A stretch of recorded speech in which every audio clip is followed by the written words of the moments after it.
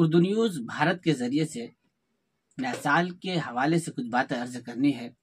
نیا سال کے بارے میں اسلام کیا کہتا ہے اور پیغمبر علیہ الصلوۃ والسلام کی تعلیمات کیا ہے۔ بالکل واضح ہے کہ اللہ کے رسول علیہ الصلوۃ والسلام جب بھی کسی مہینے کے شروع میں چاند کو دیکھتے تھے تو دعا پڑھتے تھے، اللہم اہلہ علینا بالامن والایمان والسلامت ربی و ربک اللہ۔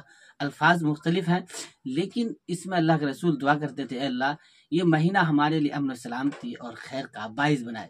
اسی طرح اگر یہ نیا سال چاہے وہ انگریزی اعتبار سے شروع ہوتا ہو یا اسلامی اعتبار سے نیا سال شروع ہوتا ہو، اگر اس موقع پر اگر ہم ایک دوسرے کو یا کسی کو اگر کوئی دعائیں دیتا ہے کہ یہ سال ہمارے لیے 2024 کا امن و سلامتی اور خیر کا باعث بنائے تو دے سکتا ہے۔ لیکن افسوس کی بات یہ ہے کہ 31 دسمبر کی جو رات ہے، 31 تاریخ جو ہے، اس میں کافی افسوس، قابل مذمت، فحاشی اور یانیت جو ہوتی ہے وہ قابل افسوس ہوتا ہے۔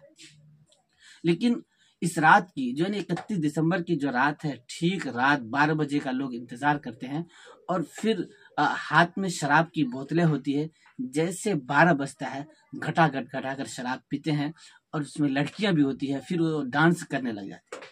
اس میں لڑکے ہوتے ہیں، لڑکیاں ہوتی ہیں، شراب پی کے مست ہوتے ہیں اور ایک دوسرے کا ہاتھ میں ہاتھ ملا کر کے ڈانس کرتے ہیں اور پھر زنا کا اڈا سجایا جاتا ہے۔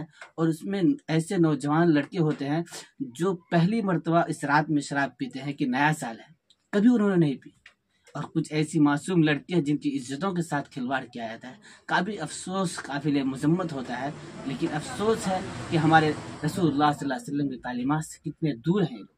ایسے مسلمان جو ارتداد کی طرف جا رہے ہیں، اس سے بچنے کی اور دوسروں کو تلقین کرنے کی بہت ضرورت ہے۔